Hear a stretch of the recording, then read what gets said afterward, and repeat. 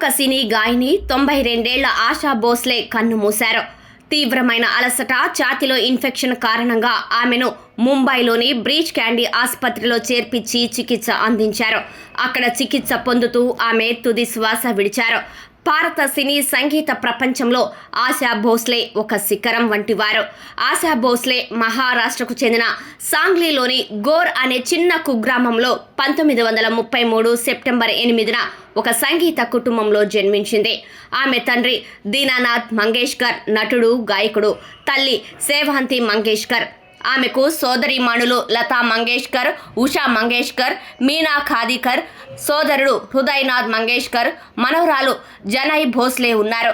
16 ఏళ్ల వయసులో ఆమె తన కుటుంబ సభ్యుల ఇష్టానికి వ్యతిరేకంగా 31 ఏళ్ల గణప్రతాప్ భోస్లేతో పారిపోయి అతన్ని పెళ్లి చేసుకుంది.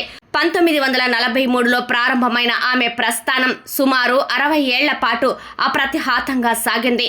1943లో మరాఠీ చిత్రం మాఝాబాల్తో తన కెరీర్ను ఆమె ప్రారంభించారు. 1948లో హిందీ చిత్రం చునారియాతో బాలీవుడ్లోకి ఎంట్రీ ఇచ్చారు.